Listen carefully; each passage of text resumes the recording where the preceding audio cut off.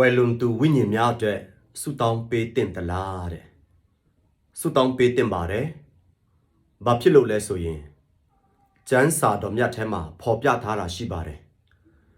ဓမ္မဟောင်းကျမ်းထဲမှာပါတဲ့မက္ခဘီသမိုင်းဒုတိယစာဆောင်အခန်းကြီး7အငယ်46မှာဖော်ပြထားတာရှိပါတယ်ဘယ်လိုဖော်ပြထားလဲဆိုရင်ထို့ကြောင့်တေသူတို့အတွက်ဖျားရှိခိုးကသူတို့အပြစ်မှချွတ်ပေးတော်မူရန်ဆုတောင်းခြင်းကမုံမြတ်သောကောင်းကျိုးပြုသောအမှုဖြစ်ပေ၏တဲ့မက္ခဘီသမိုင်းဒုတိယစာဆောင်အခန်းကြီး7အငယ်46မှာဒီလိုဖော်ပြထားတာဖြစ်ပါတယ်ဆိုတဲ့အခါကျတော့တချို့သော Protestant ဂိုင်းတွေကတော့ဖြင့်တေလွန်တော်သူတို့အတွက်ဆုတောင်းပေးတာဘာအကျိုးမှမရှိဘူးကျမ်းစာထဲမှာလည်းဖော်ပြထားတာမရှိဘူးဆိုပြီးတော့မှပြောကြတာကြားကြလိမ့်မယ်အဲ့ဒါကဘယ်မှာကွာသွားတယ်လဲဆိုရင် Protestant ဂိုင်းတွေကတော့ဒီ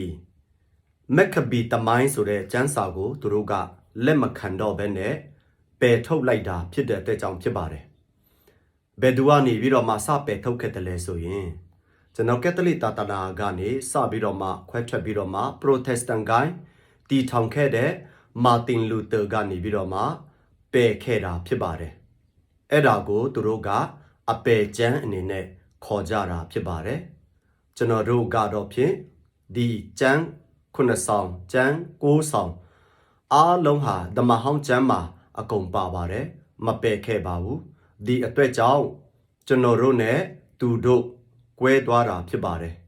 မတူတော့တာဖြစ်ပါတယ်ဝိညာဉ်များအတွက်ဆုတောင်းပေးကြပါဆိုတဲ့ဒီကျမ်းပိုက်လဲသူတို့ကျမ်းစာထဲမှာ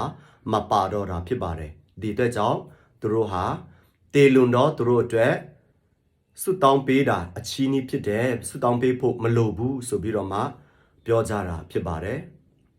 တကယ်တမ်းကျတော့ဒီကျမ်းစာတွေတာသူမပယ်ခဲ့ဘူးဆိုရင်ခုချိန်မှာတေလွန်တော့သူတို့အတွက်ဆုတောင်းပေးကြတာအားလုံးအတူတူဆုတောင်းပေးကြမှာဖြစ်ပါတယ်တခြားကျမ်းချက်တွေရောရှိသေးလားဆိုရင်ရှိပါတယ်ဓာတ်ရိုက်ဖော်မပြထားဘဲနဲ့တွယ်ဝိုက်ပြီးတော့မှဖော်ပြထားတဲ့ကျမ်းချက်တွေရှိပါတယ်အဲ့ဒါတွေကတော့မဿဲမဿဲအခန်းကြီး7အငယ်32မှာတွယ်ဝိုက်ပြီးတော့မှဖော်ပြထားတာရှိပါတယ်နောက်တစ်ချက်အနေနဲ့ကိုရိန္သုဩဝါဒစာပထမဆောင်အခန်းကြီး15အငယ်29မှာလည်းတွယ်ဝိုက်ပြီးတော့မှဖော်ပြထားတာရှိသလို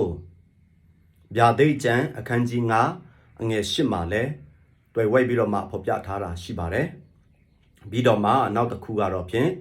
ဒါဟာကျွန်တော်တို့ကက်သလစ်သာသနာတော်ရဲ့တုံတင်ချက်ဖြစ်ပါတယ် CCC ဆိုတဲ့ Catechism of the Catholic Church ဆိုတဲ့ဒီစာအုပ်တုံတင်ချက်ထဲမှာနံပါတ်958နဲ့1332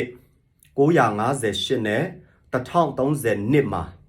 ကွယ်လွန်သူများအတွက်ဆုတောင်းပေးဖို့လိုအပ်တယ်ဆိုတဲ့အချက်ကိုတုံတင်ပေးထားတာလည်းရှိပါတယ်ဆိုတော့ပြယံကိုခြုံပြီးတော့မှကြည့်လိုက်မယ်ဆိုရင်အဓိကအဖြစ်၃မျိုးပဲကျွန်တော်တို့တွေ့မှာဖြစ်ပါတယ်ပထမကကျွန်တော် Roman Catholic Christian ဒုတိယက Orthodox Christian နဲ့တတိယက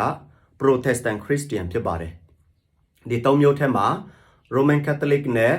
Orthodox တွေကတော့တေလွန်သူများအတွက်ကွယ်လွန်သူများအတွက်ဆုတောင်းပေးဖို့ဆိုပြီးတော့မှ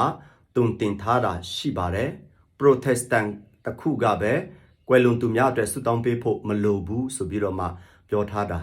ဖြစ်ပါတယ်ဒီအတွက်ကြောင့်ကျမ်းစာကိုရှာရတာခက်တယ်ရှာဖို့မလွယ်ဘူးဆိုရင်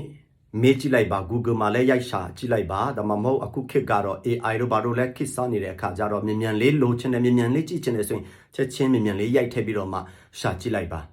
Is there